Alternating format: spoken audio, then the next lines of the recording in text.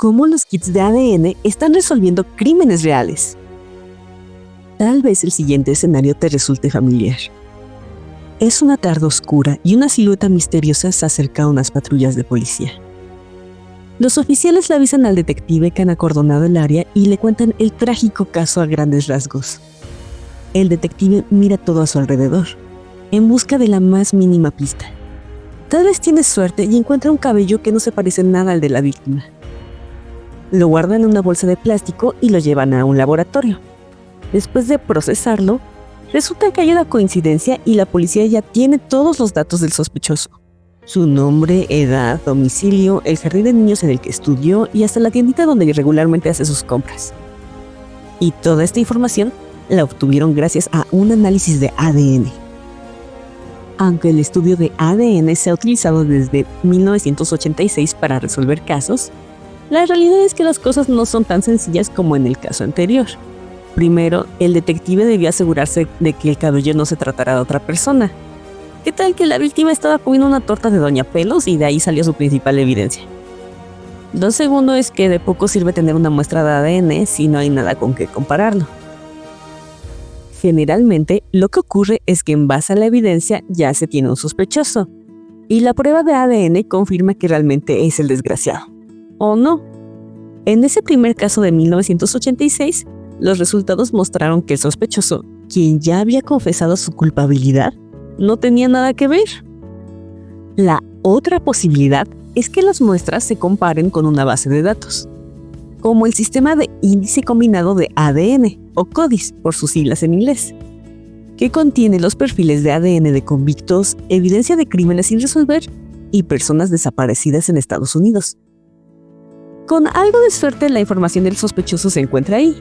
Sin embargo, en ocasiones lo que ocurre es que el caso actual se puede vincular con otros casos, pero sin evidencia suficiente para atrapar al culpable. Esto fue lo que le sucedió a Carrie Kirchig en 1985, cuando un hombre, que no sabía lo que es el consentimiento ni qué no significa no, entró en su departamento. En ese momento, las pruebas de ADN aún no eran usadas en la investigación. Sin embargo, las muestras biológicas fueron guardadas, y años después, en 2003, se obtuvo el ADN y la policía de Dallas lo comparó con CODIS. Ningún convicto concordaba con el ADN, pero otros 5 casos similares sin resolver tenían evidencia con el mismo ADN.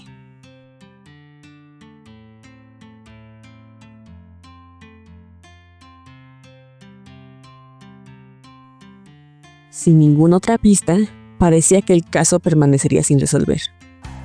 Pero con el tiempo, otras bases de datos empezaron a estar disponibles.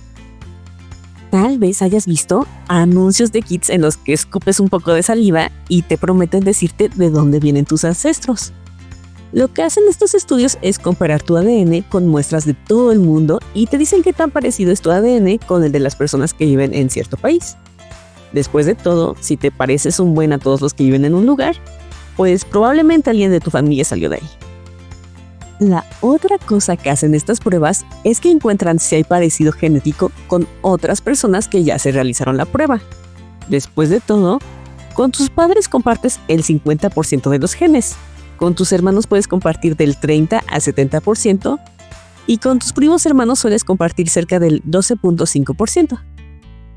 De esta forma, es posible armar árboles genealógicos que incluyan ramas de la familia que ni siquiera sabías que existían. Así que con el tiempo, las bases de datos de algunas de estas pruebas de genealogía genética empezaron a estar disponibles de forma pública. En general, su principal uso es hacer árboles genealógicos y sacar a la luz secretos familiares, aunque también se han utilizado para investigaciones científicas en el área de la salud y, más recientemente, para resolver antiguos casos criminales. Cuando Carrie escuchó sobre esto en 2020, pidió que la muestra de ADN de su caso fuera analizado para obtener un perfil genealógico forense o perfil SNP. Con esas pruebas localizaron a un posible culpable en 24 horas. Después investigaron al sospechoso. Recolectaron unas botellas de cerveza de su basura y descubrieron que el ADN de la saliva coincidía con el de los 6 casos reportados. Después de 30 años, David Thomas Hawkins fue arrestado. y condenado a 4 cadenas perpetuas gracias a la genealogía genética. El caso más popular en el que la genética genealógica fue utilizado para resolver un caso antiguo es el del asesino del Golden State, quien, como su nombre implica, terminó la suscripción a la vida de al menos 12 personas, practicó el no consentimiento unas 50 veces y tomó posesiones que no eran suyas en al menos 100 ocasiones distintas entre 1974 y 1986. Fueron tantos sus crímenes que al principio se le pusieron apodos distintos al criminal, aunque ya había investigadores que pensaban que debía de ser la misma persona debido a su modus operandi. En el 2001, pruebas genéticas de la evidencia comprobaron que efectivamente los casos tenían el mismo perpetuador. Pero no fue hasta el 2018 cuando a un investigador se le ocurrió subir el perfil genético a la base de datos GETmatch y el ADN hizo match con un probable primo cuarto. Durante los siguientes 4 meses se reconstruyó el árbol genealógico de esta persona para dar con familiares masculinos de cierta edad que hubieran estado en la zona de los crímenes. Varios familiares encajaron con el perfil, por lo que se prosiguió a hacer las pruebas de ADN clásicas para ver si eran iguales al perfil genético de la evidencia. Así, hasta que un Kleenex sucio y el sudor en la puerta de un coche señalaron a Joseph James DeAngelo como el verdadero culpable.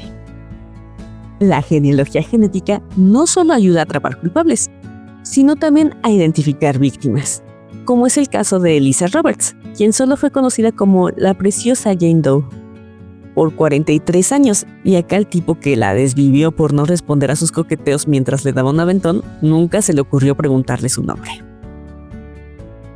O en el caso del bebé Garnett, la genealogía genética permitió identificar tanto a la víctima como al responsable. Jenna Gergatowski decidió hacerse un test de Family Tree DNA porque le pareció divertido. Nunca pensó que meses después, en mayo del 2022, la policía la contactara debido a que su ADN estaba relacionado con la muerte de un infante en 1997, conocido como bebé Garnett porque lo encontraron en la zona de acampada Lago Garnett. Aunque al principio pensó en cooperar, luego Jenna pensó que tal vez la llamada era una estafa, porque un supuesto detective ya se la había jugado a su abuelo. Sin embargo, la policía contactó a su primo y a su madre, Cara, para que la convencieran de colaborar. Habiendo dado su permiso para analizar sus resultados de ADN, resultó que Jenna era la media sobrina del bebé Garnett. Así que ahora se le pidió a Cara que se hiciera el estudio de ADN y resultó que era la media hermana de la víctima. Al saber el resultado, Cara señaló que solo podía haber un responsable del crimen, su madre, Nancy Gergatowski, a quien Jenna no conocía porque Cara había cortado comunicación con ella hace más de 20 años. A pesar de que la genética genealógica ha ayudado a resolver cientos de casos que parecen haberse quedado sin pistas, no todo es color de rosa. Los estudios genealógicos han apuntado como responsables a personas inocentes. En esos casos, una prueba comparando directamente el ADN ha sido suficiente para comprobar la inocencia, aunque el susto no se los quita a nadie. También hay discusiones sobre la privacidad de estas bases de datos, ya que el ADN puede considerarse como información personal privada. GETmatch tuvo que añadir a sus términos de servicio que el sitio podía ser usado por la ley, ya que ellos no tenían acceso al ADN y lo único que hacían es ver si hay un pariente relacionado.